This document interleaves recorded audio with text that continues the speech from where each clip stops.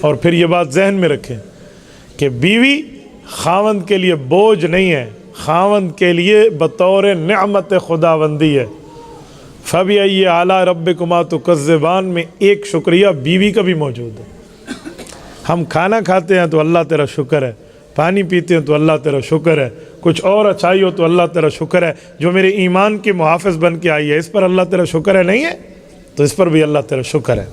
اور میرے دوستو، بیوی کے معاملات میں یہ بات ذہن میں رکھیں کہ بیوی کی عزت اور احترام کریں گے تو پتہ چلے گا کہ آپ عزتوں والی ماؤں کی گودوں میں پلے بڑے ہو کہ انہوں نے آپ کو اپنی بیوی کا احترام سکھایا۔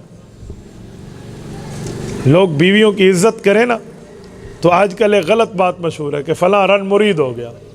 رن مرید کا کیا معنی ہے؟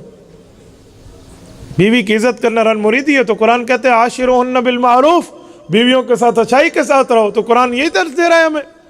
یہ ایک عجیب منظر ہم نے خود بنا لیا ہے، ورنہ شریعت اسلامیہ کا یہ مطلب نہیں ہے۔ بیویوں سے حسن سلوک، محبت، پیار، اچھائی، تعلق، یگانگت، مسرت کی بات تو حضور پاک علیہ الصلوۃ والسلام کی سیرت طیبہ کرتی ہے۔ آپ مجھے ایک واقعہ دکھا دیں کہ رسالت مآب نے اپنی کسی بیوی کی پٹائی کی ہو، کسی بیوی پر ہاتھ اٹھایا ہو، کسی بیوی کو مارا ہو، آپ دکھا دیں، میں آپ کے ہاتھ چوم لوں گا۔ جب یہ نہیں ہے تو بیوی کے ساتھ حسن سلوک کی ترتیب تو ہمیں سب سے افضل گھرانے سے مل رہی ہے۔ آج لوگ بیوی کو پاؤں کی جوتی سمجھتے ہیں، انا للہ و انا الیہ، ایسا نہیں ہوتا۔ یہ بات یاد رکھیں، آپ نے بیوی کے ساتھ ظلم کیا تو اللہ نہ کرے پھر کل آپ کے دل کو بھی دکھایا جائے گا، پھر آپ اپنے داماد کو، اپنی بیٹی کے لیے حق کی بات کیسے کریں گے؟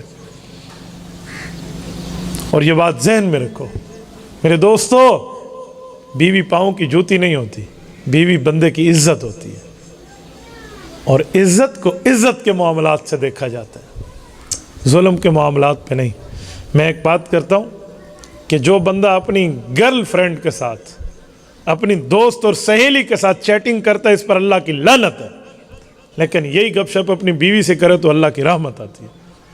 آج ہم حلال جگہ نہیں آتے، حرام جگہ منہ مارنے پہ لوگ خوش ہیں، اور کہیں بتائیں نا کہ بیوی کے ساتھ اچھا ہے تو رن مریدی کا تانا، اور بتاؤ اس کی 4 سہیلیاں تو واہ واہ کیا بات ہے، حالانکہ لاکھ لعنت ہونی چاہیے اس تعلق پر جو یہ حرام کا کر رہا ہے۔ ہم اس معاشرے میں غلط جگہ موجود ہیں۔ تبارك الذي نزل الفرقان على عبده ليكون للعالمين نذيرا